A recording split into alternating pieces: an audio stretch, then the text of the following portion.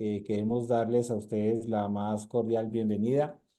Estamos en nuestra reunión mensual Interus y en esta oportunidad nos corresponde a nosotros en la Universidad de La Sabana la presentación. Yo tengo el gusto de presentarles a nuestra conferencista de hoy, la doctora Jennifer Guijarro. La doctora Guijarro es pediatra, está terminando su segunda especialidad en cuidados intensivos en la universidad, ya a 4 o 5 meses de finalizar, con un desempeño realmente excelente. Y tenemos también el gusto y el honor a la vez y un gran privilegio de poder contar con un profesor invitado de talla mundial, el doctor Alberto Medina Villanueva. Alberto es un amigo de la casa, es amigo de Latinoamérica, trabaja en el Hospital Universitario Central de Asturias en Oviedo, en España. Es miembro siempre muy sobresaliente y activo del Grupo de Trabajo Respiratorio de la Sociedad Española de Cuidado Intensivo Pediátrico, de la Sociedad Europea de Cuidado Intensivo. Ha editado alrededor de 15 libros, 10 de los cuales están relacionados con ventilación mecánica, pero sobre todo es un gran docente, es un gran profesor, y sabemos que es un apasionado de este tema y estamos seguros que aprenderemos de él muchísimo al hablar de vasoconstricción pulmonar hipóxica.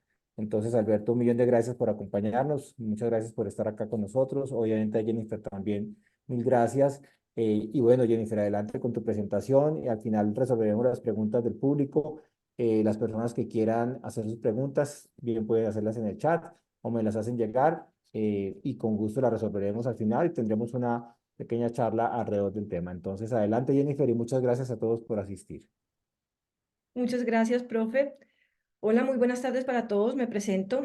Mi nombre es Jennifer Guijarro, soy pediatra y residente de segundo año del posgrado de cuidado intensivo pediátrico de la Universidad de La Sabana. Para mí es un placer estar aquí la tarde de hoy con ustedes y de antemano agradezco su asistencia a esta invitación para hablar hoy de vasoconstricción pulmonar hipóxica, causas y consecuencias, y le doy un agradecimiento especial y bienvenida a estas reuniones a nuestro invitado, el doctor Alberto Medina.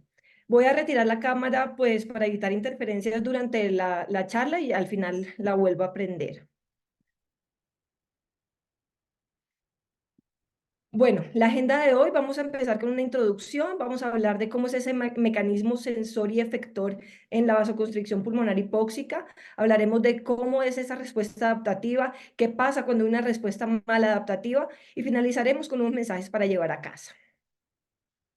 A modo de introducción, hablaremos brevemente de la circulación pulmonar. Sabemos que la circulación pulmonar tiene como función principal el intercambio gaseoso.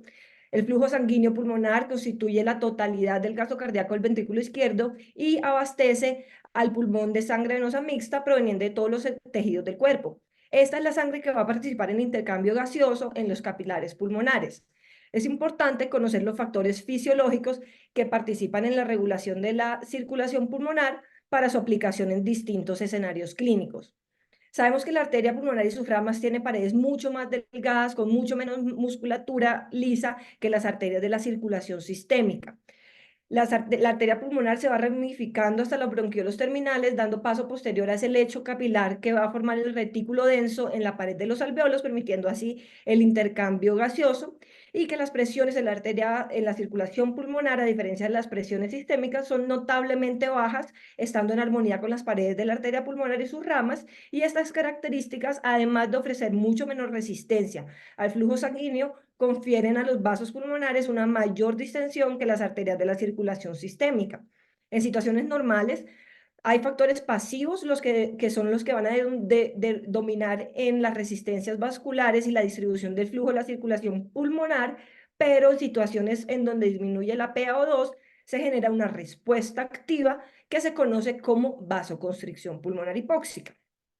La vasoconstricción pulmonar hipóxica fue identificada inicialmente por Bradford y Dean y posteriormente caracterizada por von Euler y Liljestrand, quienes en 1946 publican el estudio que inició la era actual de la investigación de la vasoconstricción pulmonar hipóxica. Estos autores, para determinar de qué manera reaccionan los vasos pulmonares a las variaciones en los gases sanguíneos, ventilaron gatos con diferentes concentraciones de O2 Encontraron que al ventilar con 100% de oxígeno provocó una pequeña disminución de la presión de la arteria pulmonar, mientras que el ventilar con 10% de oxígeno provocó un gran aumento de esta, y concluyeron que esto se debía en parte a la acción constrictora directa de la hipoxia sobre los vasos pulmonares, como ya lo habían sugerido Bradford y Dean en 1894. Entonces, la vasoconstricción pulmonar es el mecanismo homeostático intrínseco de la vasculatura pulmonar para adaptar la perfusión a la ventilación y de esta manera optimizar el suministro de oxígeno sistémico, y refleja la constricción de las pequeñas arterias intrapulmonares en respuesta a la hipoxia alveolar. Esto lo hace al disminuir la cantidad de flujo sanguíneo que llega a aquellas regiones pulmonares no aireadas y mal ventiladas. La vasoconstricción puede ser global en respuesta a cambios ambientales, con la consecuencia elevación de la presión de la arteria pulmonar. Sin embargo, la mayoría de los casos se provoca por vía local, secundario a telectasias o neumonías, y tanto la hipoxia alveolar y la vasoconstricción son localizadas en algún segmento pulmonar o un lóbulo. Los estudios realizados sobre la perfusión en gatos sugieren que esto ocurre en el lado arterial pulmonar, donde ocurre el intercambio gaseoso. Sin embargo, evidencia funcional y anatómica actual indica que puede ocurrir en todo el lecho pulmonar, incluida la región microvascular que contiene arteriolas, capilares y vénulas. Sabemos que al nacer la resistencia vascular pulmonar disminuye drásticamente cuando iniciamos la primera ventilación, debido en parte a esta disminución de la vasoconstricción pulmonar hipóxica como consecuencia del aumento de la PaO2. Después del nacimiento, esta respuesta presora va a empezar a disminuir, probablemente debido a cambios estructurales postnatales de los vasos pulmonares, por liberación de moduladores endógenos como prostaglandinas y óxido nítrico, y por alteración del potencial de membrana, la actividad de los canales de potasio en el músculo liso de las arterias pulmonares. Los resultados sugieren que a medida que vamos envejeciendo, va yendo como hacia la disminución esa hiporreactividad generalizada de la vasculatura pulmonar. Este esquema representa dos unidades alveolares independientes en diferentes escenarios que nos pueden representar perfectamente dos pulmones. Empezamos a repasar muy por encima lo que sería una fisiología normal, que es lo que vemos aquí en la gráfica A, en la cual nuestras unidades alveolares están igualmente ventiladas y perfundidas, donde vamos a tener una relación BQ de 1. En la gráfica C que vemos aquí, podemos observar el reflejo de vasoconstricción pulmonar hipóxica, un reflejo propio que tenemos únicamente en nuestra vasculatura pulmonar, que cuando a nivel alveolar se detecta por una serie de sensores, de los cuales hablaremos a profundidad más adelante, que hay una disminución de oxígeno, va a producir una serie de moduladores que al final lo que van a conseguir a través de series de mecanismos lo suficientemente complejos es provocar que la vasculatura de estas arteriolas pulmonares se consiga vasoconstriñir. Esa vasoconstricción lo que va a hacer es aumentar la perfusión hacia otras unidades alveolares en las que estos sensores no han detectado falta de oxígeno alveolar, y por lo tanto lo que vamos a ver es que va a existir una alteración de la ventilación-perfusión disminuida por debajo de 1 en esas unidades que hemos visto que está activo el reflejo vasoconstricción. Sin embargo, en el resto de las unidades, esa relación va a estar por encima de 1, con lo cual, aunque sí vamos a tener una ligera repercusión en nuestra PaO2, al final el contenido arterial de oxígeno prácticamente no va a variar mucho.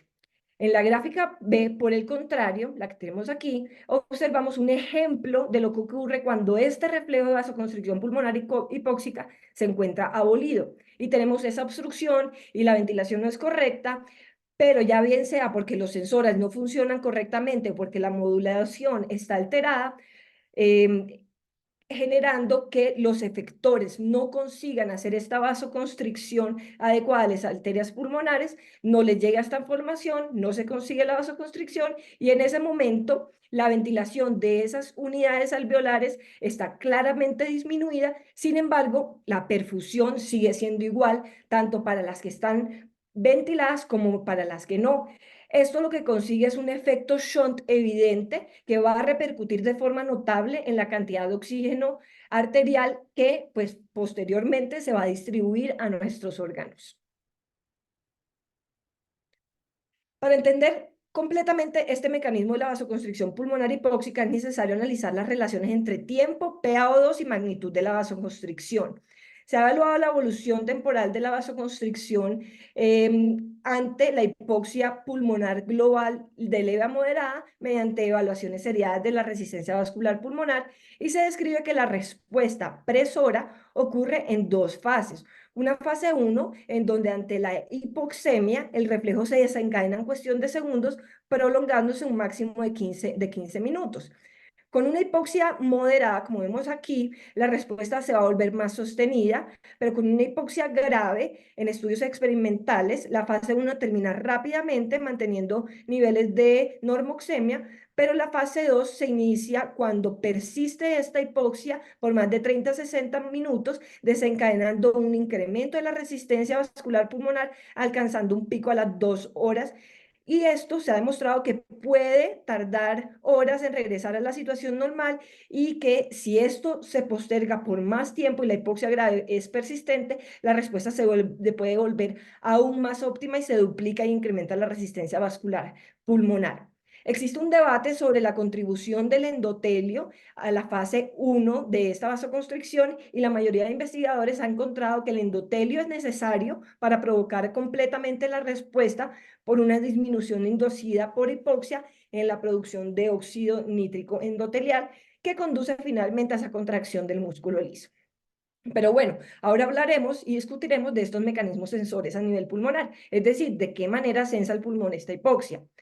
La mediación de la vasoconstricción incluye mecanismos de detección, transducción de señales y de contracción muscular que son intrínsecas a la célula del músculo liso de las arterias pulmonares y son necesarias para esta respuesta. La identificación del sensor de oxígeno que desencadena la vasoconstricción ha resultado difícil y llena de controversias, en parte porque realmente hay muchos candidatos potenciales.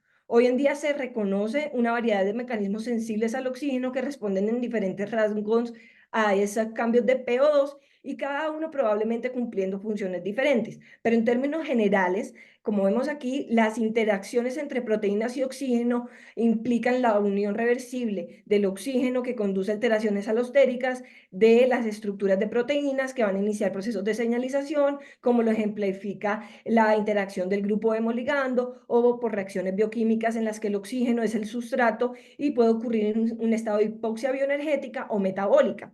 Y son las células lisas musculares de la arteria pulmonar las que responden a la hipoxia, aumentando el calcio intracelular. Y si bien el endotelio puede proporcionar un componente importante de la respuesta, está claro que el sensor de oxígeno clave debe estar en esa célula muscular lisa de la arteria pulmonar.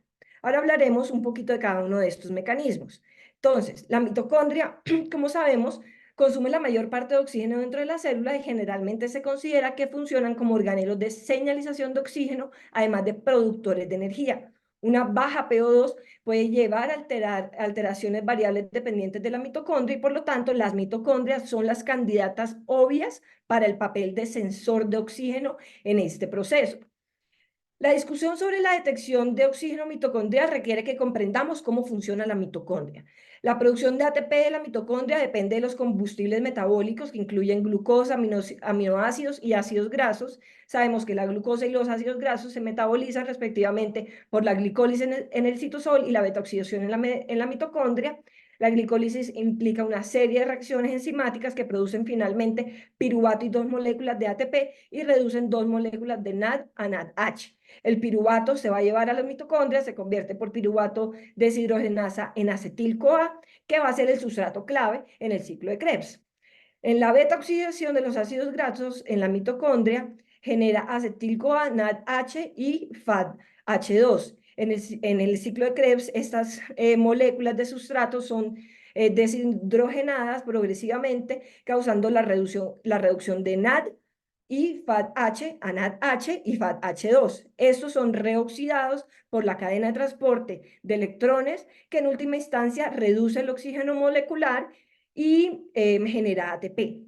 A través de la cadena de transporte de electrones que vemos aquí esquematizada, que está compuesta por 4 complejos multiproteicos del 1 al 4, vamos a ver cómo se ocurre este proceso de generación de ATP, y finalmente, en el último paso, después del paso del complejo 3 en el complejo 4, el oxígeno actúa como aceptor final de electrones y se reduce a agua.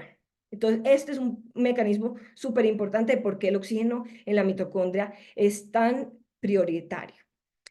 El estado de redox celular refleja ese equilibrio que hay entre equivalentes oxidantes y reductores que están dentro de los que están incluidos el glutatión reducido y el oxidado y la NADH y el NAD, así como equilibrio entre esa producción y degradación de especies reactivas de oxígeno, y se ha demostrado que la hipoxia lo que hace es aumentar este estado de reducción y desplaza esas células pulmonares a este estado con aumento de la relación entre el glutatión reducido y el NADH. Esto genera una inhibición de las corrientes de potasio y la subsiguiente despolarización de la célula muscular lisa con entrada de calcio a través de los canales de calcio activados por voltaje y posteriormente la vasoconstricción. Las especies reactivas de oxígeno, aunque originalmente se consideraban subproductos tóxicos del metabolismo, ahora se reconocen como una molécula de señalización con roles en una amplia gama de mecanismos reguladores en el músculo liso vascular y en el endotelio. Son apropiados para considerarse como señales hipóxicas en la célula muscular lisa, porque pueden desencadenar muchos de los mecanismos que podrían estar involucrados en la vasoconstricción pulmonar hipóxica, incluida la liberación de calcio de los almacenes sensibles de rianodina, el aumento de la síntesis de ADP ribosomal citosólico, la activación de la AMP quinasa, aumento de la entrada de calcio a través de canales catiónicos no selectivos y la activación de esa sensibilidad de calcio. En los últimos años han surgido evidencia que sugiere que específicamente son el superóxido y el peróxido los que pueden estar mediando esta vasoconstricción.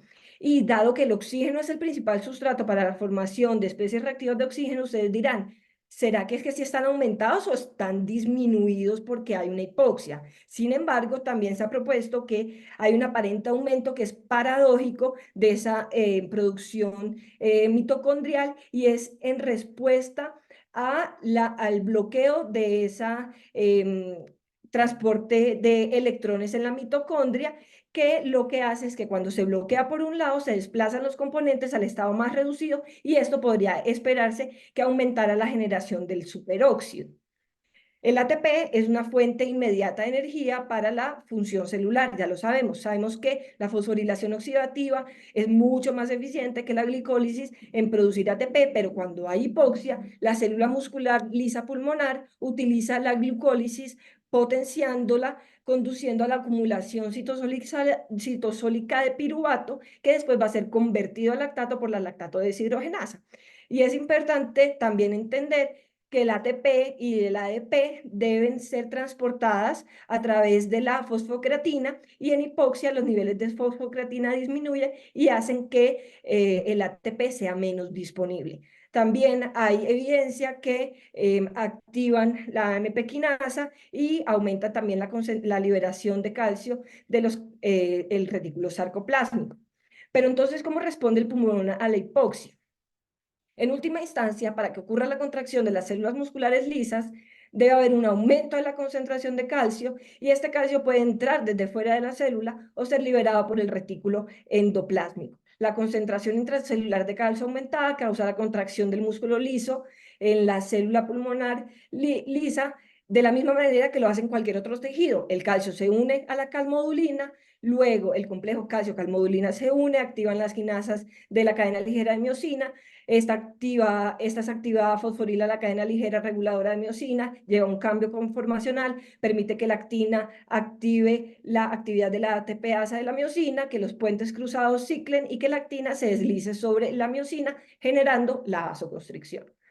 Varios estudios han encontrado que la vasoconstricción pulmonar hipóxica depende de un endotelio intacto, o al menos la primera fase de esta vasoconstricción.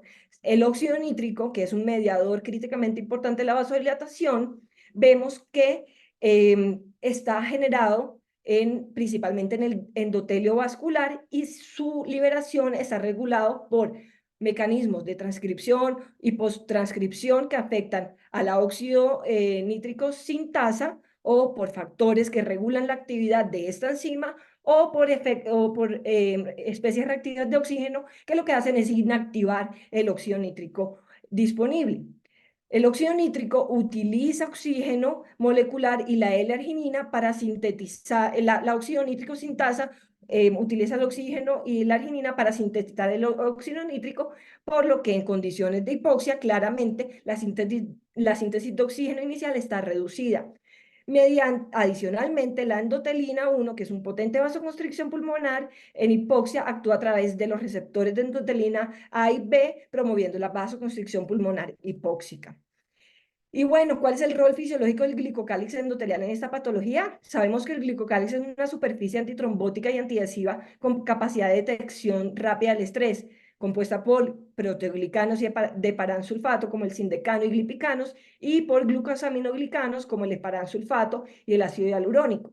La degradación del endotelio del glicocálix endotelial que ocurre en estados de enfermedad y con uso de enzimas que pueden descomponer los glucosaminoglicanos desregula este proceso de mecanosensor y la producción de óxido nítrico mediante la activación de sindecano que induce vasodilatación mediante la activación del óxido nítrico sintasa endotelial. Sin embargo, los componentes específicos del glicocálix involucrado no están bien establecidos. Trabajos recientes sugieren que el proteoglicano glicopéptido 1 más no el sindecano puede ser la proteína central dominante que media la producción de óxido nítrico por daño endotelial. Este grupo de investigadores del Departamento de Ingeniería Biomédica de Nueva York, utilizando microscopía de fuerza anatómica para aplicar fuerza selectivamente a los componentes del glicocálix endotelial de las células en ratas, estudiaron los efectos del shear stress sobre el glicocálix endotelial y observaron cómo cada componente contribuía individualmente a la producción de óxido nítrico, encontrando que la tracción sobre el glicopéptido 1 y sobre el sulfato de heparina durante 10 minutos causó un aumento significativo en la producción de óxido nítrico, y ya veremos más adelante la importancia de este gran descubrimiento, sobre todo en la repercusión que tiene sobre la vasoconstricción pulmonar hipóxica en procesos como el SDRA, donde este mecanismo adaptativo debe mantenerse para permitir mejorar la oxigenación. El trabajo futuro puede centrarse en buscar cómo mantener y mejorar esos proteoglicanos y glucosaminoglicanos del glicocálix para proteger la función y evitar la producción de óxido nítrico. Y bueno, ahora vamos a hablar de esas respuestas a la hipoxia. Empecemos con la respuesta adaptativa. El objetivo de este estudio que les traigo era investigar el papel de la vasoconstricción pulmonar hipóxica en la redistribución del flujo sanguíneo intrapulmonar y la producción de protección de ese intercambio gaseoso durante procesos como lesión pulmonar aguda, en este caso inducida por ácido oleico. Fue un estudio prospectivo y controlado realizado en animales en el laboratorio de investigación de una institución académica. Estudiaron 3 grupos de 5 perritos. Entonces, el primer grupo recibió solamente ácido oleico por vía intravenosa.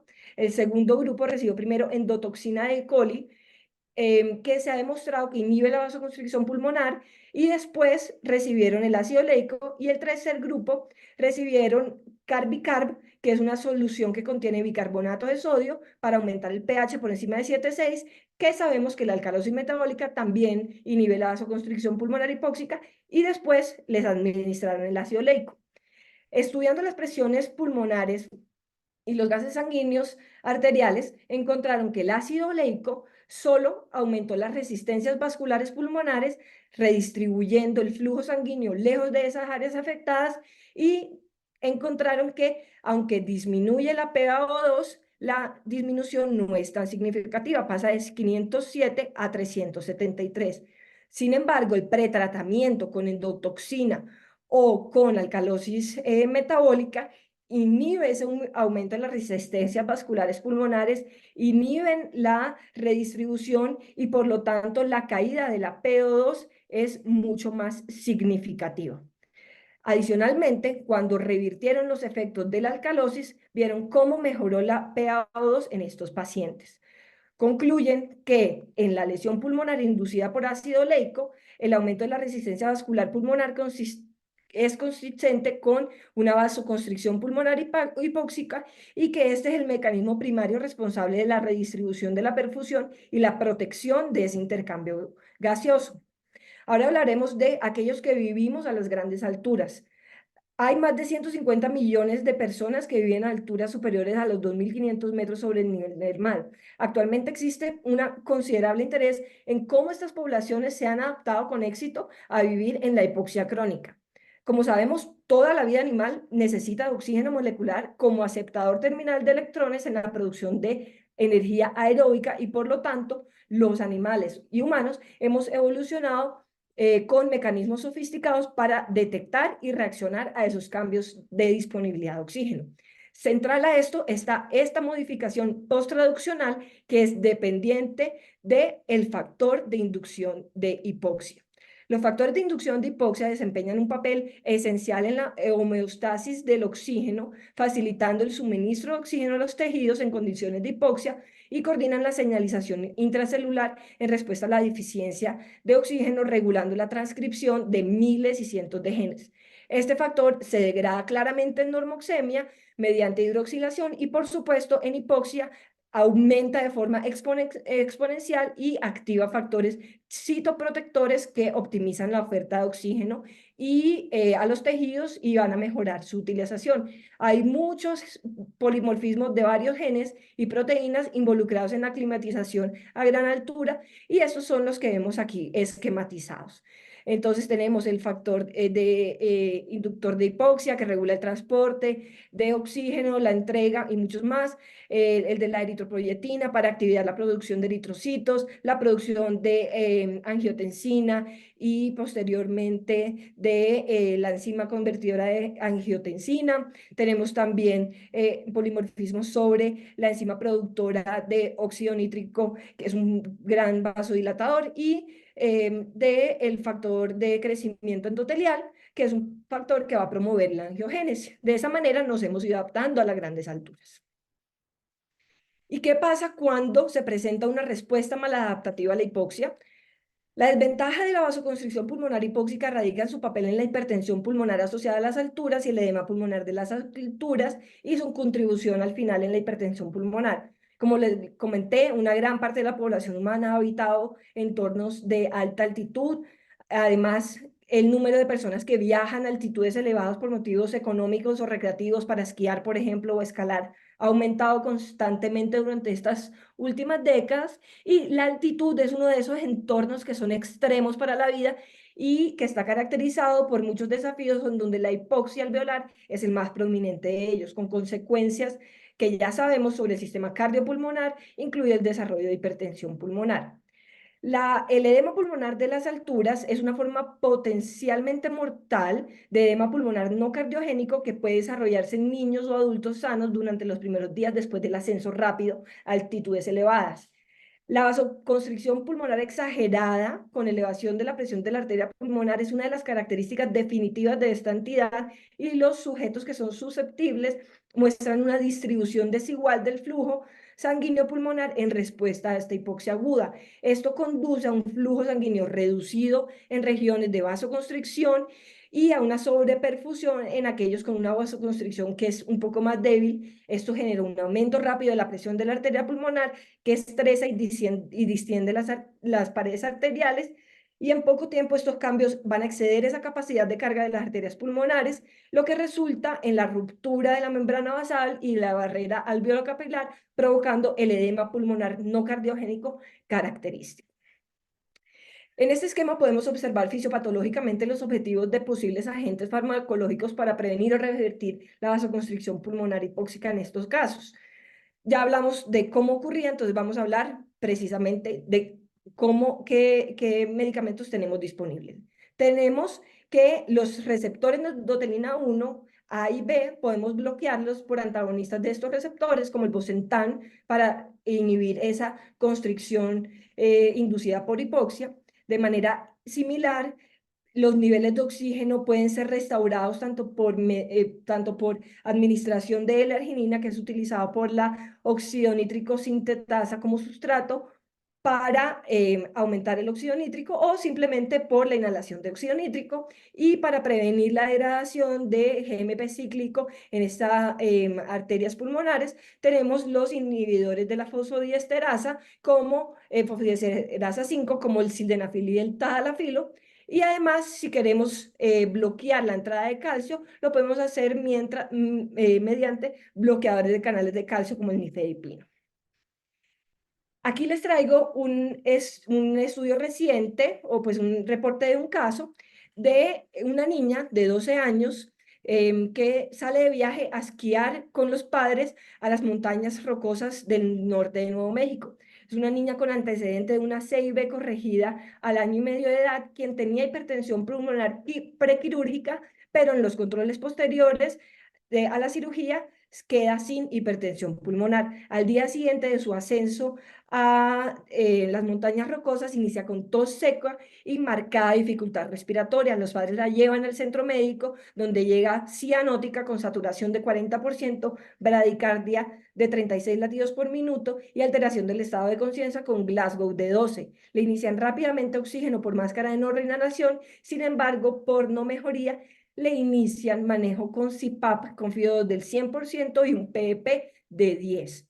Al llegar al sitio de remisión, le hacen un ecocardiograma donde demuestra una presión de la arteria pulmonar en 77. Entonces, ¿qué son claves en el manejo de esta entidad?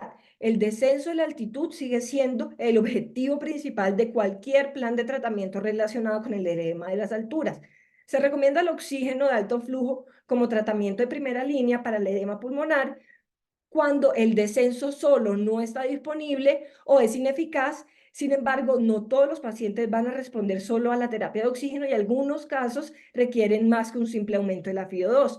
La terapia con CPAP ha demostrado mejorar la absorción de oxígeno, proporcionando una presión positiva al final de la aspiración y estableciendo una mejor interfase alveolo capilar con mejor reclutamiento alveolar, y de esta manera distribuye el oxígeno inspirado de una manera también más distal, mejorando la sintomatología. La niña, 48 horas posterior a su ingreso a la UCI, mejoró significativamente y fue dada de alta. Esta revisión sistemática publicada en Pediatric Pulmonology del Grupo de Investigación Colombiano a la cabeza del doctor Santiago Ucros muestra una revisión sistemática de edema de las alturas en niños y adolescentes. Revisaron una revisión sistemática que incluyeron publicaciones de niños de 0 a 18 años y encontraron 35 estudios que representaban 210 casos. Dentro de los hallazgos más destacados se encuentra que el punto de altitud con mayor frecuencia para el riesgo de desarrollar edema de las alturas es 2.500 metros sobre el nivel del mar, pero claramente se encontraron edemas de las alturas que ocurrieron a niveles más bajos. Adicionalmente, sabemos que hay 3 tipos de edema de las alturas. Está el clásico, que se observa en individuos que habitualmente viven a bajas alturas y viajan a altas alturas. El de reentrada, que ocurre en individuos que viven a gran altura, viajan a bajas alturas y después regresan a las altas alturas. Y los que son de residentes de altas alturas, que pueden desarrollarse sin cambios en la altitud. En los niños lo que más ocurre es ese edema de las alturas de reentrada. La incidencia máxima de edad se observa en niños de 6 a 10 años, pero para explicar esta baja incidencia en lactantes, hay una hipótesis que dice que vivir a altas alturas durante algún tiempo sería necesario para poder desarrollar esa remodelación vascular, y siguiendo esta teoría, los niños que son mayores tienen más grado de grosor arterioral y desarrollan una vasorreactividad más exagerada y pues más riesgo de malas alturas.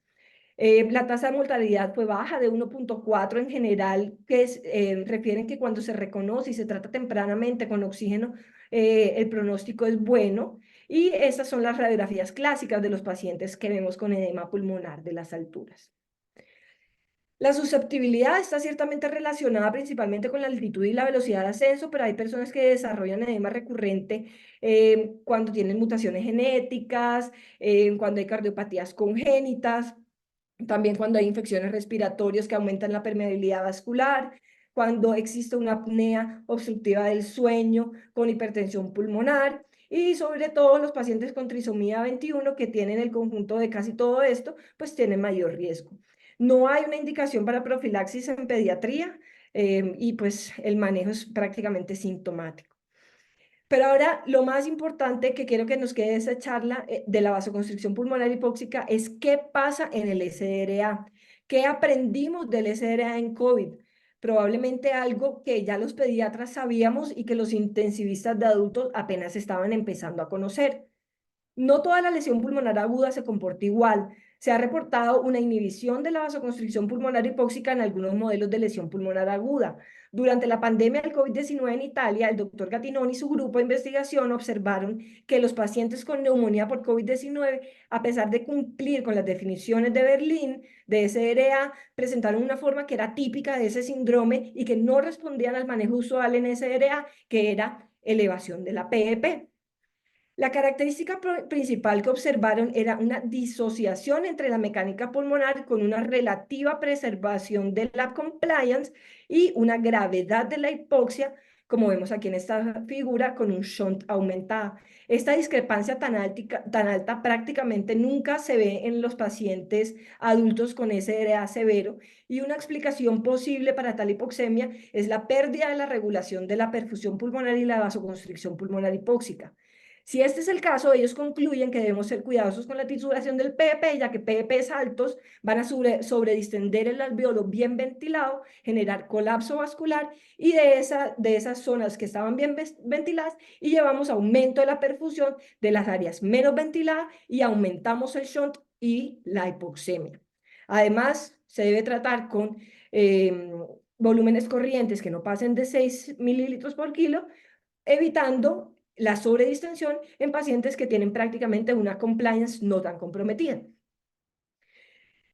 Entonces, nosotros en pediatría, ¿qué sabemos? Que hay casos de SRA que presentan una marcada hipoxemia sin claros infiltrados pulmonares. Ya lo veíamos viendo en pacientes con bronquiolitis grave, con radiografías negras y no blancas, como esperábamos pensar, en las que inicialmente pensábamos, ¿será que esto se trata de una disociación clínico-radiológica? Y el paciente termina requiriendo ventilación mecánica pulmonar por la LSRA, y quienes aumentar el PP van a empeorar esa hipoxemia.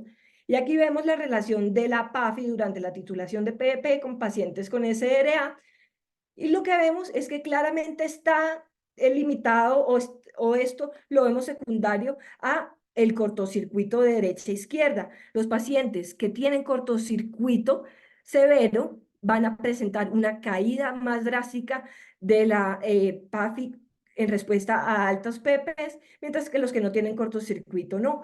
¿Por qué pasa esto? Porque la derivación de derecha a izquierda a través de los forámenes ovales, que son frecuentes en pediatría, puede ocurrir en el SRA como resultado de esa hipertensión pulmonar y de la ventilación con presión positiva.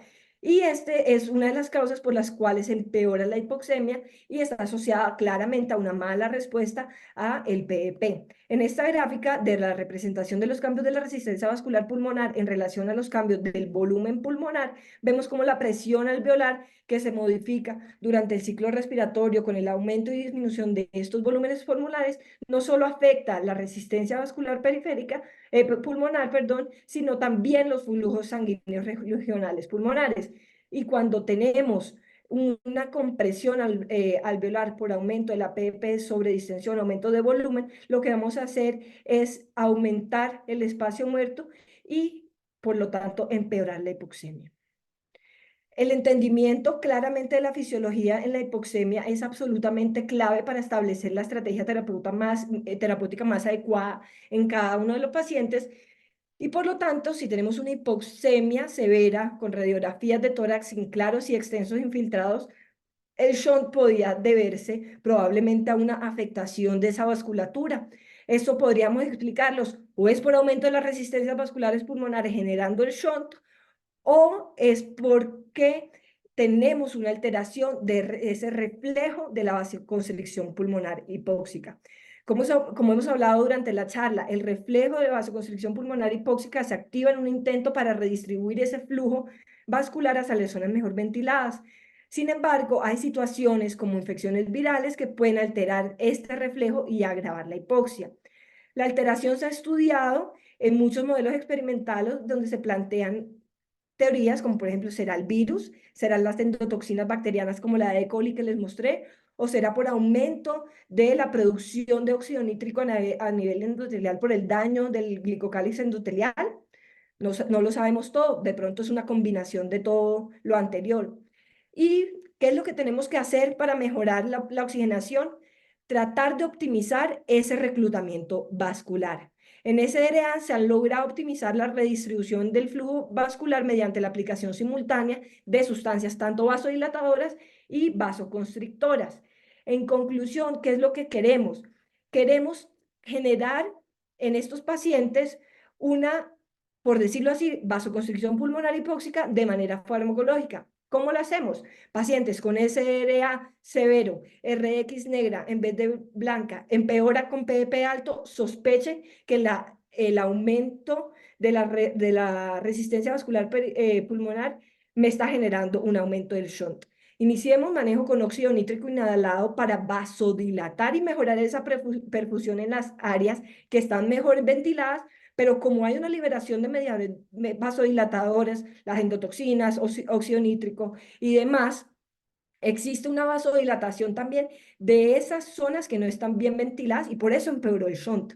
Y entonces, en los casos donde no logramos mejorar la hipoxemia solo con el óxido nítrico, si adicionamos un vasoconstrictor sistémico como una noradrenalina, vamos a vasoconstreñir esas áreas no ventiladas, mientras que las áreas bien ventiladas se van a mantener un poco abiertas, compensada por ese óxido nítrico, y de esa manera podemos mejorar el shunt.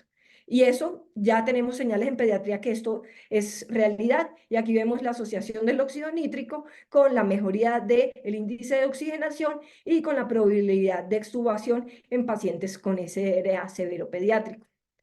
Finalmente, termino con unos mensajes para llevar a casa. En la vida todo tiene una causalidad, más no una casualidad. Toda causa tiene su efecto y todo efecto tiene su causa. Y eso es precisamente la fisiopatología de la vasoconstricción pulmonar hipóxica. Ante la hipoxia, la microcirculación pulmonar experimenta el fenómeno adaptativo y exclusivo de vasoconstricción para mejorar esa redistribución del flujo sanguíneo de las zonas pobremente ventiladas hacia las que tengan mayor ventilación, disminuyendo ese shunt intrapulmonar y mejorando la oxigenación.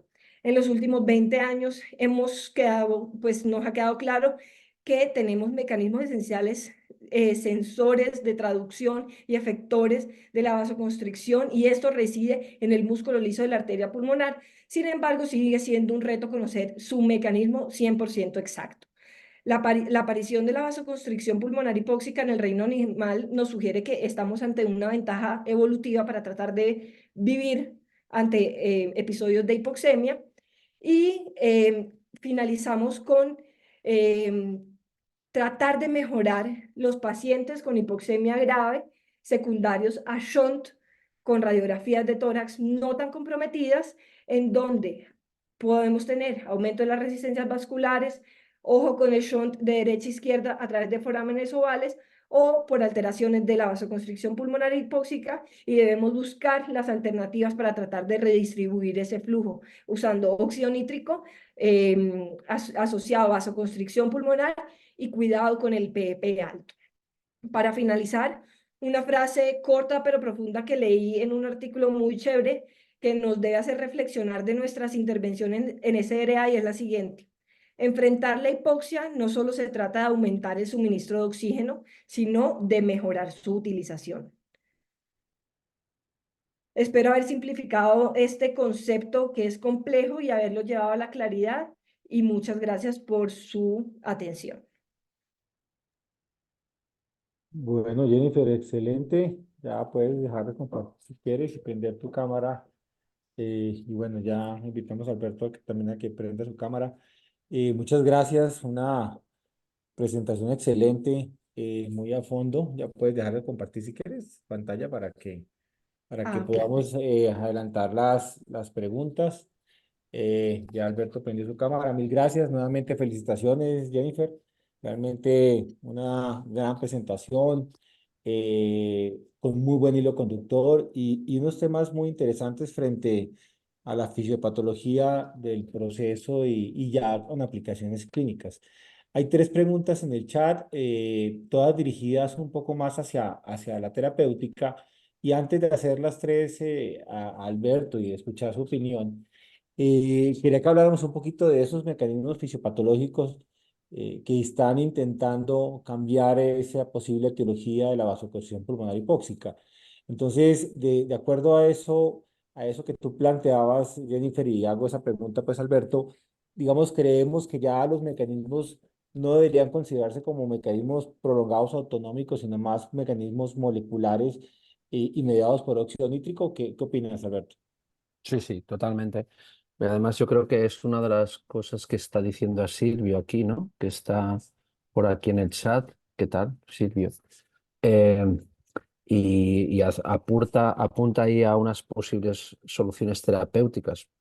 La verdad es que esto que dice Silvio no tengo ni idea. Yo lo que he leído no he leído nada acerca del uso de milrinona y de prostaciclinas en o en el tratar de revertir el efecto de la alteración del reflejo vasoconstricción pulmonar hipóxica, ¿no? Sí que lo que se está utilizando es lo que dijo Jennifer, y es tratar de utilizar óxido nítrico.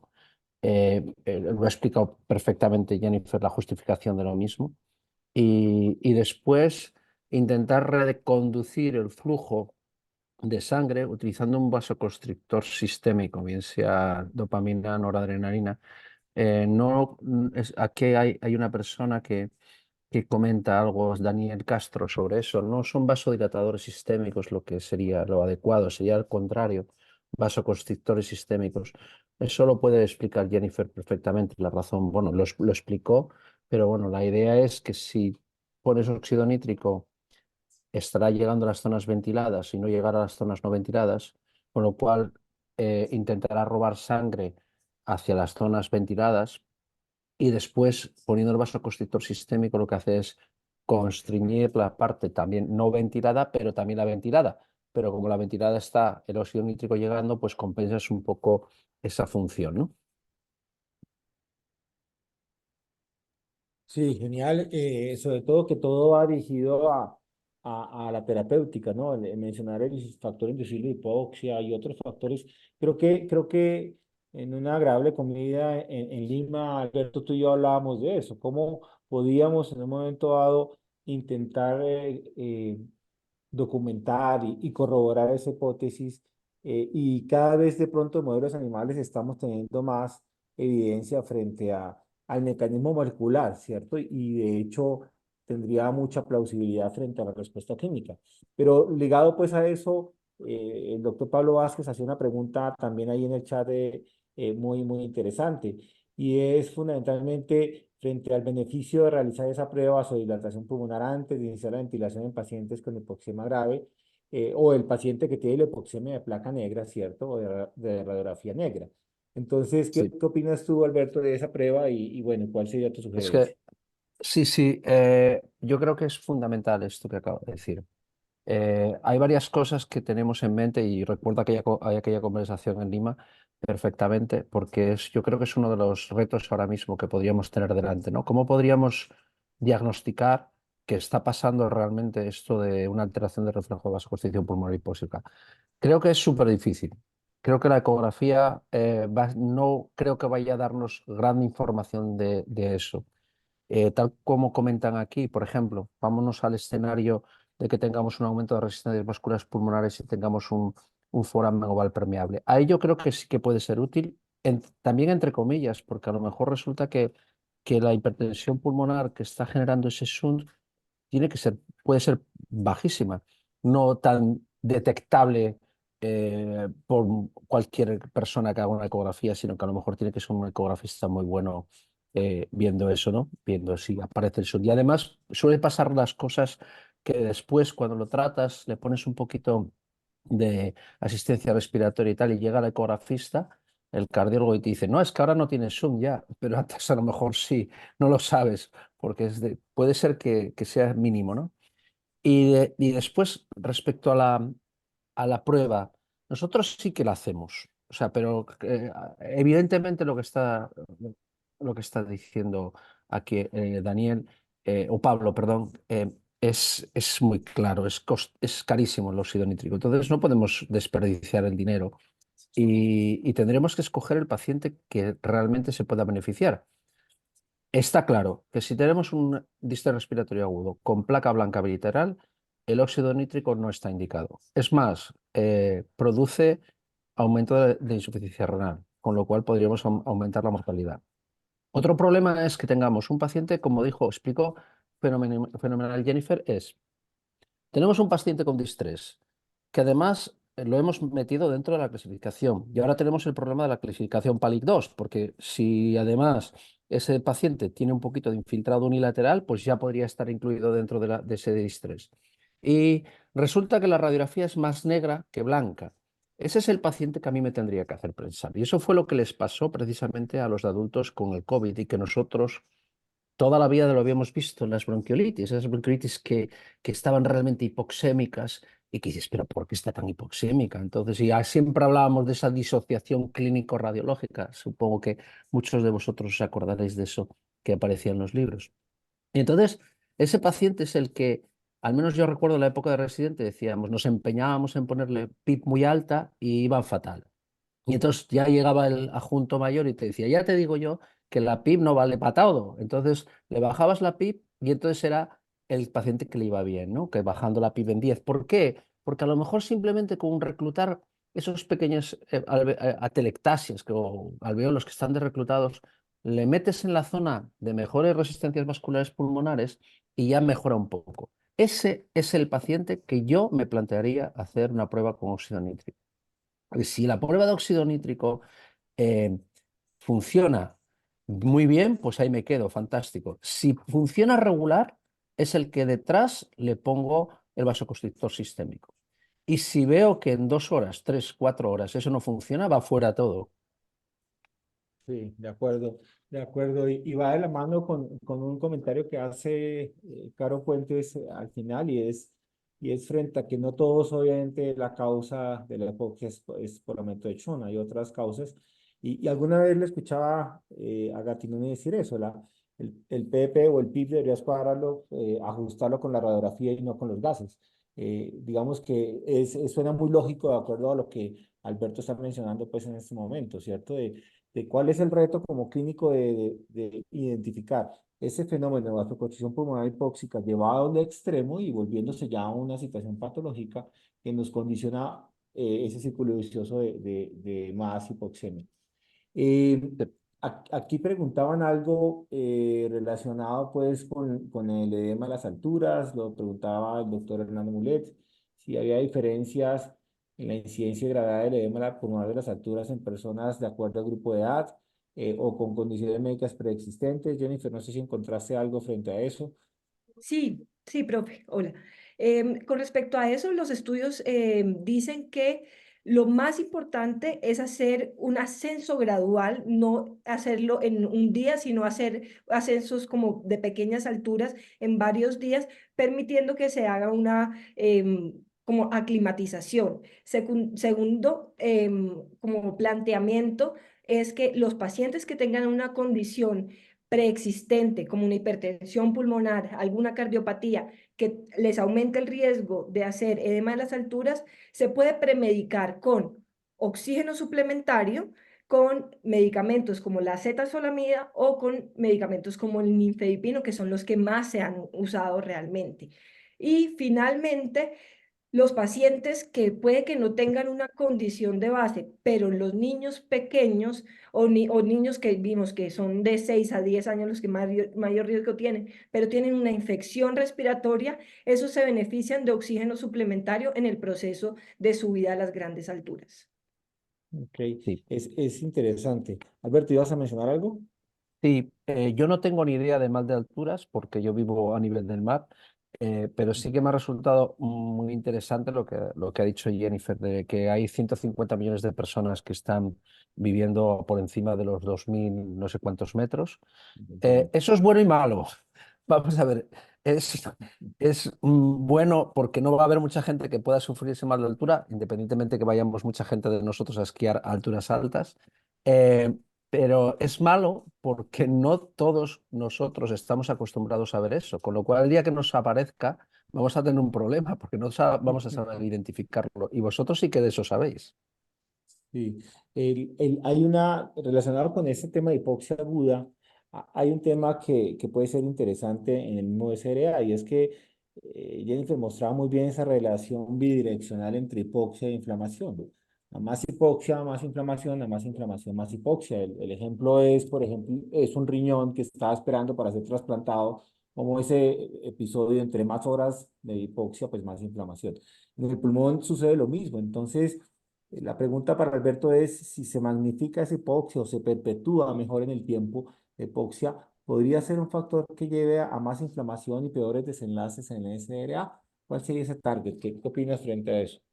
Totalmente de acuerdo. Vamos a ver, eso Vicente Modesto, y yo colaboraba con él también en la publicación de un metaanálisis que se publicó hace 3 años, creo que fue, y estaba en relación precisamente con eso, no directamente ya con la hipoxia en sí mismo, sino con el cómo estamos produciendo el intercambio de gases a través de la membrana alveolar, ¿no?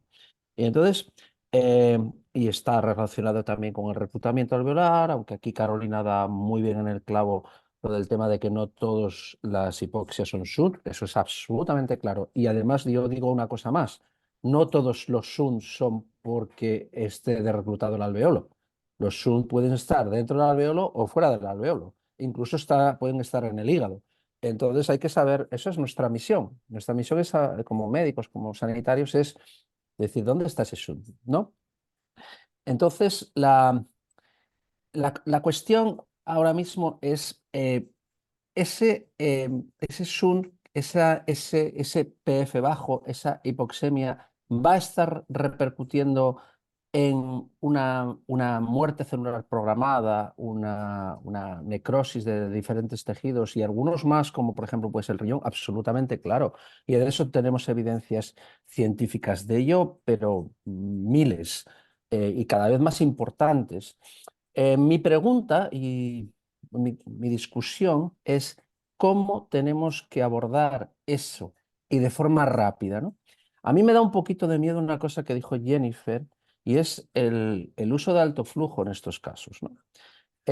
¿Por qué? Estamos hablando de que, ¿cuál es el objetivo de tratar en un edema agudo de pulmón? Evidentemente queremos sacar al paciente de hipoxia, pero si el paciente para sacarlo de hipoxia lo único que hacemos es subirle el oxígeno, estamos produciendo a su vez una posible lesión pulmonar directa por la muerte del neumocito tipo 2 o afectación del neumocito tipo 2, que es el productor de surfactante, con lo cual vamos a producir más de reclutamiento.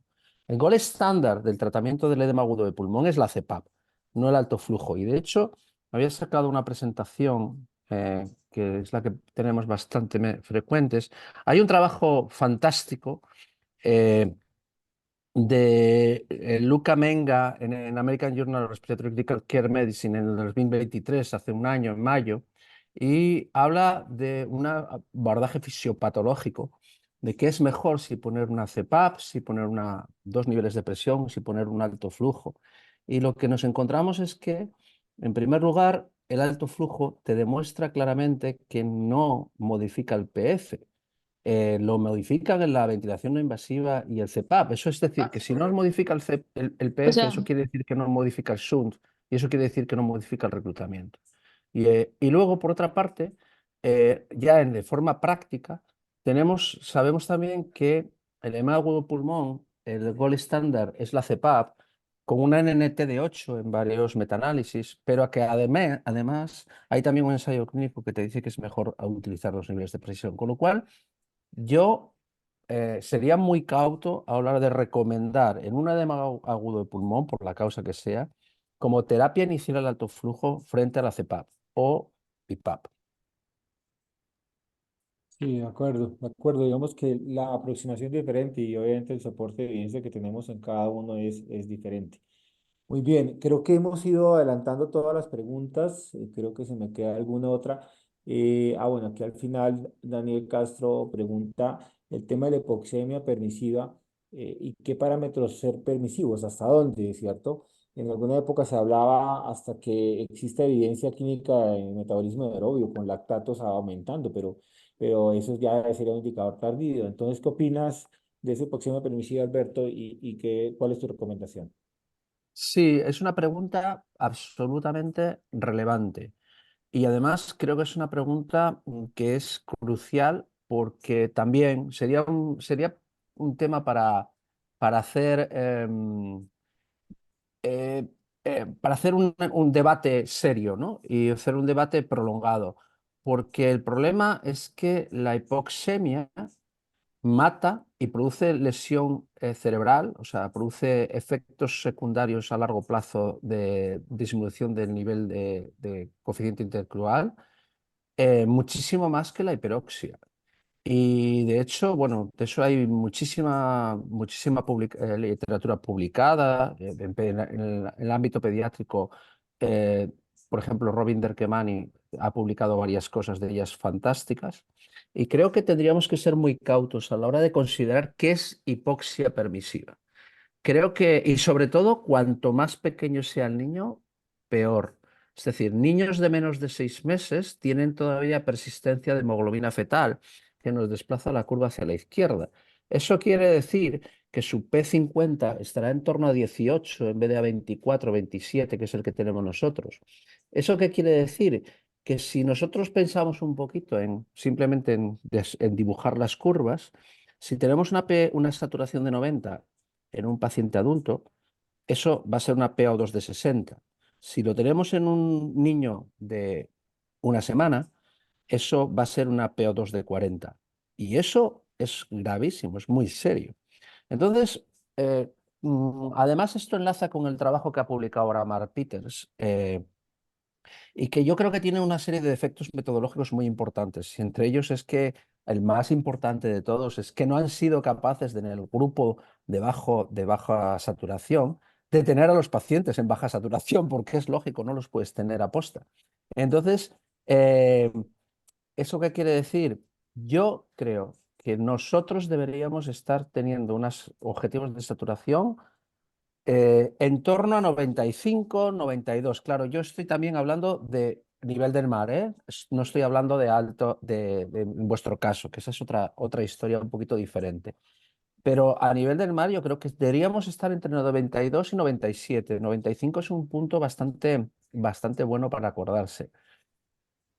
Si tuviésemos hipercapnia, podríamos bajarnos un poquito ese objetivo. Si fuese más pequeño el niño por el tema de la hemoglobina fetal, a lo mejor tendríamos que estar un poquito más altos. Yo creo que sería muy precavido con tener saturaciones por debajo de 90. Y además de eso ya tenemos que aprender de lo que pasó con la restricción del oxígeno en prematuros, tratando de evitar la retinopatía, que al final produjimos más muertos. Sí, sí, sí, de acuerdo. Y ya para ir cerrando por el tiempo, hay una pregunta que no quiero que se quede y la hace Iván Perdomo, nuestro profesor muy interesante, y es si el efecto enriquecedor de oxígeno en sangre venosa que sucede en ECMO podría revertir esa vasoconstricción hipóxica y si la revierte, eso dificultaría el retiro pues en ECMO. Entonces, no sé qué No opinas tengo ni idea. al respecto. No tengo ni idea de esa pregunta. Seguro que él sabe muchísimo. Bueno, yo de hecho de ECMO no sé nada, con lo cual no tengo ni idea si eso podría ser. Pero es una buena hipótesis realmente. Sí, Pero sí, habría sí. que ver. Nosotros en nuestra unidad tenemos ECMO predominantemente pues, BA, pero respiratorio. Y sí, muchas veces eso puede ser una limitante y prolongar un poco a veces el tipo, las pruebas de desconexión. Muchas veces vemos esas hipoxemias de placa negra y con mucha frecuencia el óxido nítrico nos ha servido como puente para terminar decanulando de forma exitosa. Y esos son Claramente. son los pacientes que nos han ayudado bastante y ha sido el puente en el nítrico en ese momento. Bueno, muy Claramente. bien. Creo que aquí se han venido resolviendo, digamos, las dudas. Ha sido realmente una discusión profunda, Alberto, muy interesante. Creo que nos falta mucho más por aprender del tema, sobre todo esos mecanismos moleculares y biológicos, llevarlos a la clínica para detectar en qué momento se prolonga esa patología y bueno, en eso tendremos que investigar y trabajar. Alberto, un millón de gracias por tu presencia, por acompañarnos. Obviamente, realmente para todos es un honor y es realmente motivo de gran felicidad tenerte aquí. Felicitar nuevamente a Jennifer por esa gran presentación que hizo. Entonces, Alberto, esta es tu casa. Esperamos traerte aquí en vivo, en directo pronto para que Muchas gracias. puedas Espero. pasar aquí por Bogotá. Estamos un poquito lejos los dos, pero espero algún día poder ir a visitaros. Y Jennifer, excelente presentación, enhorabuena y espero verte por aquí si puedes venir. Y nos Venga, veremos un beso en a todos. Cancún entonces. Un abrazo para todos. A Muchas Cancún. gracias. Buenas Hasta Muchas tardes. luego. gracias a todos. Chao, chao. Luego. Adiós.